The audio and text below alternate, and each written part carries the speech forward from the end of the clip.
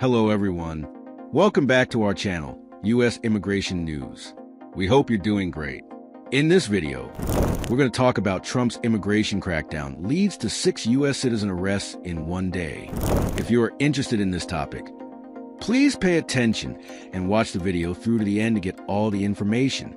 Please hit like and subscribe, and don't forget to push the notification bell for an upcoming video. So, without any further delay, let's jump into the video. Federal agents arrested 6 U.S. citizens in the Chicago area in a single day during Operation Midway Blitz, an ongoing immigration enforcement initiative led by the Department of Homeland Security and U.S. Border Patrol. The arrests intensified backlash from local officials, activists, and civil rights organizations, who argue the operation has escalated into racial profiling, intimidation, and violations of constitutional rights in immigrant communities. Operation Midway Blitz has become one of the most visible examples of the Trump administration's aggressive immigration enforcement strategy in sanctuary cities. Chicago, in particular, has been the center of daily protests for weeks, as residents and community leaders accuse federal authorities of deliberately creating fear in neighborhoods with large Latino and immigrant populations. The day of the arrest was described by Border Patrol as one of the most violent since the operation began, with agents reporting threats, confrontations, and attempted vehicle ramming incidents. 2 of those detained, Eli Bahina and Jacqueline Lopez, are staff members for Chicago Alderman Michael Rodriguez. Their arrest triggered strong public condemnation. Rodriguez stated that federal authorities were not being truthful about the nature of their enforcement. He argued that the raids are no longer focused on targeting violent criminals or individuals with outstanding records, but instead include U.S. citizens and non-citizens who have done nothing wrong. He described the situation as one in which residents are being racially profiled and harassed. According to Rodriguez, the atmosphere created by heavily armed federal officers has led to widespread fear. Street vendors have disappeared. Children are being kept home from school, and people are avoiding work in public spaces because they are afraid that they could be detained without cause. One of the most serious incidents described by authorities involved a U.S. citizen, Isabel Mata, who allegedly threatened to hire someone to kill Border Patrol Chief Gregory Bovino, following an encounter at a laundromat on Pulaski Road. The threat has been referred to the FBI for further investigation. In another situation, Border Patrol accused 3 citizens, Lopez, Bahina, and Jonathan Uribe, of following agents' vehicles and attempting to ram one of them. They were detained soon after. A separate arrest involved Alexis Correa, whom Border Patrol described as a local gang member, accused of displaying an anti-IC flag and then trying to collide head-on with a government vehicle. In addition to these arrests, 3 Mexican nationals suspected of being in the United States illegally were detained in Glendale Heights. Federal authorities said the individuals tried to escape, leading to a collision that injured a Border Patrol agent. The Department of Homeland Security has said repeatedly in recent months that its officers are facing increasing assaults and interference when enforcing immigration laws. At the same time, evidence has also surfaced of federal officers using force against civilians and protesters, worsening public mistrust. Community leaders and civil rights groups have responded sharply. Alderman Rodriguez said his staff members were quickly released because there was no legal basis to detain them, and accused federal agents of using terror tactics to intimidate immigrant neighborhoods. The ACLU of Illinois described the repeated detention of U.S. citizens as a disturbing and unlawful extension of the Trump administration's immigration strategy, claiming that officers are operating in ways that violate civil liberties and are intended to create fear rather than enhance safety. Federal officials have defended the operation. DHS Assistant Secretary Tricia McLaughlin stated that agents are risking their lives to arrest dangerous criminals and insisted that anyone who assaults or interferes with law enforcement will be prosecuted fully. Meanwhile, several Illinois political leaders have condemned the federal presence, with State Representative Hone Huynh referring to the situation as a fascist overreach, and Governor J.B. Pritzker suggesting that federal agents could face prosecution in the future. Letitia James makes move against IC agent violations of the law. New York State Attorney General Letitia James has introduced a new online reporting system that allows residents to document and report alleged misconduct by federal immigration authorities operating in the state. The initiative was announced on Wednesday and aims to increase oversight of immigration enforcement activities carried out by Immigration and Customs Enforcement and Border Patrol. James stated that New Yorkers should not feel intimidated or threatened by federal operations taking place in their neighborhoods, and she emphasized the importance of public involvement in ensuring lawful conduct by government officials. In her announcement, James said, "Every New Yorker has a right to live without fear or intimidation." She encouraged anyone who witnessed or recorded immigration-related incidents to submit their materials through the new online portal. The system, known as the Federal Action Reporting Form, allows users to upload videos, photos, written accounts, and links from social media showing interactions with immigration agents. The form also asks for the date, time, and location of the observed incident, as well as optional contact information for follow-up questions. Submitted materials may be used in public reports, investigations, or legal proceedings. The creation of this portal comes amid growing public concern regarding the conduct of ICE and Border Patrol during enforcement operations. Critics and civil rights advocates have accused the agencies of using aggressive tactics, racial profiling, and detaining individuals without proper legal procedures or documentation checks. Social media platforms have seen numerous videos showing agents forcibly detaining people, breaking vehicle windows, and using physical restraint. Some clips have even shown situations involving individuals who were later confirmed to be U.S. citizens, fueling broader discussions about overreach and fear-based enforcement. James' move was prompted in part by a recent high-profile raid on Manhattan's Canal Street. During that operation, dozens of federal agents carried out enforcement actions that drew immediate protests from residents and bystanders. Street vendors alleged that agents stopped people indiscriminately and demanded immigration documents, raising questions about the legality of these interactions. The portal submission page includes a legal acknowledgement requiring users to confirm that the information they provide is truthful. The statement warns that knowingly submitting false complaints could result in criminal penalties.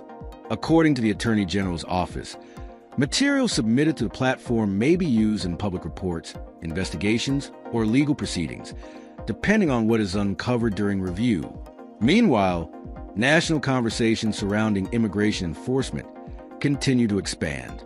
Lawmakers in California recently suggested that state or local officials there could arrest federal agents who violate state law during immigration raids.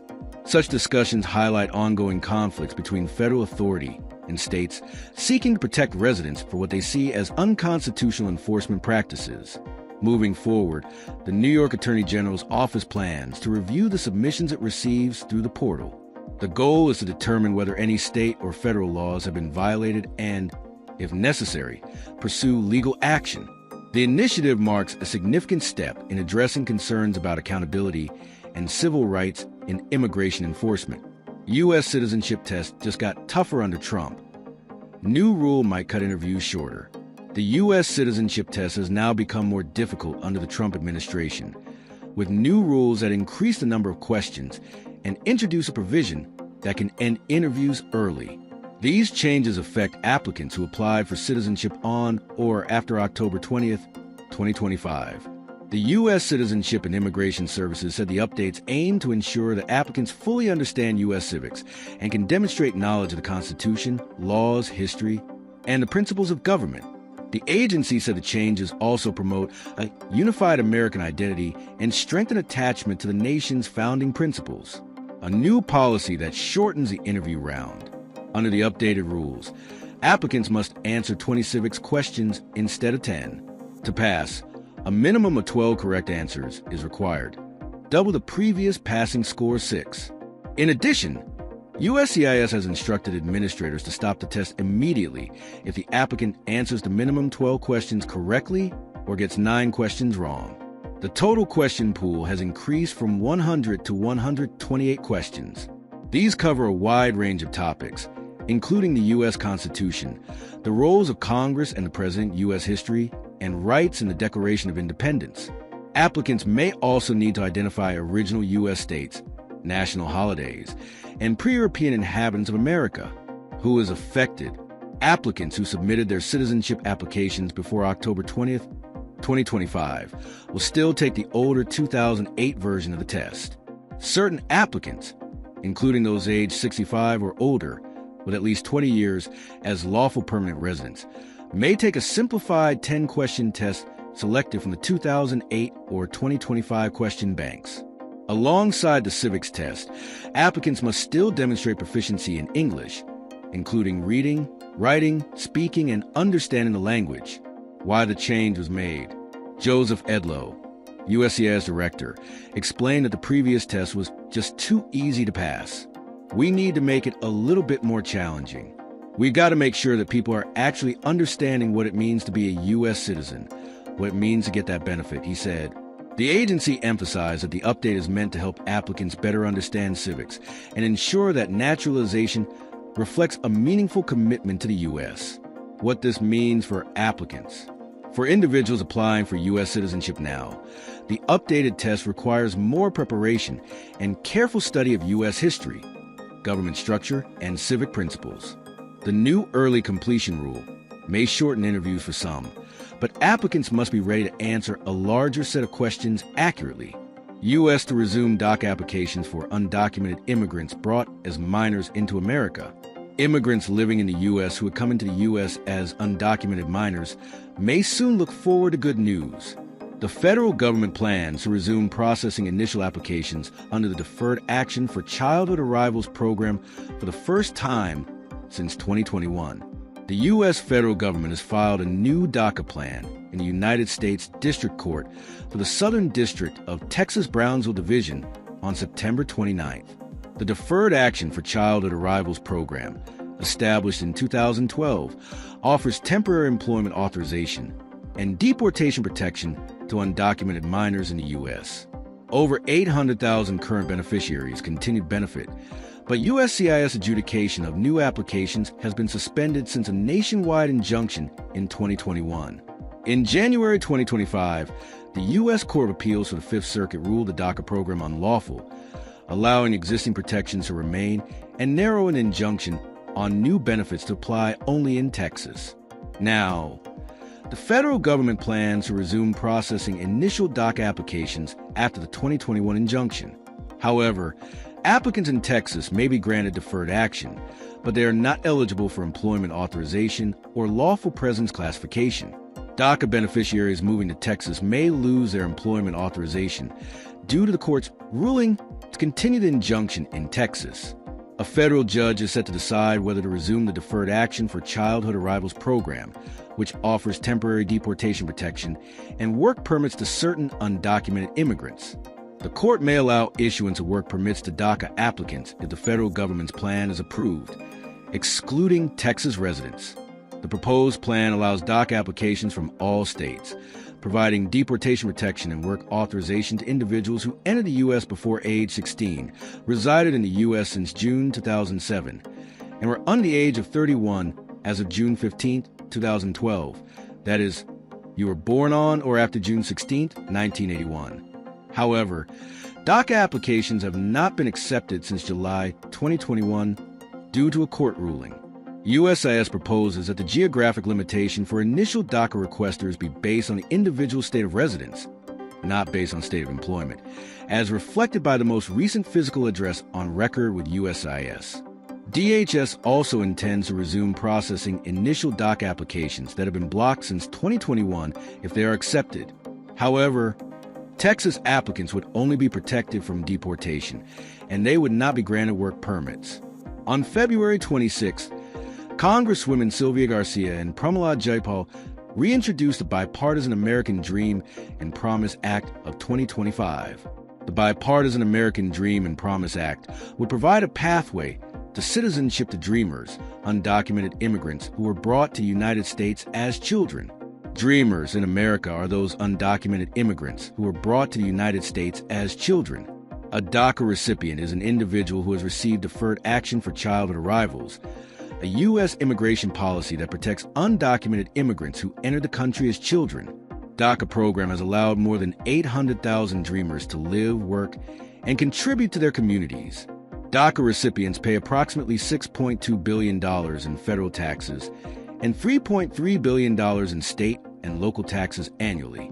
The Center for American Progress estimates that the national GDP could grow by $799 billion over the next decade if dreamers were provided a pathway to citizenship. U.S. immigration news. Trump immigration crackdown leads to 6 U.S. citizens arrested in one day. Federal agents arrested 6 U.S. citizens in Chicago during Operation Midway Blitz, sparking backlash from local officials, activists, and civil rights groups who argue the immigration enforcement effort has led to racial profiling, intimidation, and wrongful detention, including of an elements staff. Federal authorities defended the operation as a necessary for safety, while New York Attorney General Letitia James launched online tool to report LSIC at Border Patrol misconduct. Meanwhile, the U.S. citizenship test has become tougher, expanding to 20 questions with a higher passing requirement. The government also planned to resume initial DACA processing alongside proposal for a pathway to citizenship under American Dreams and Promise Act.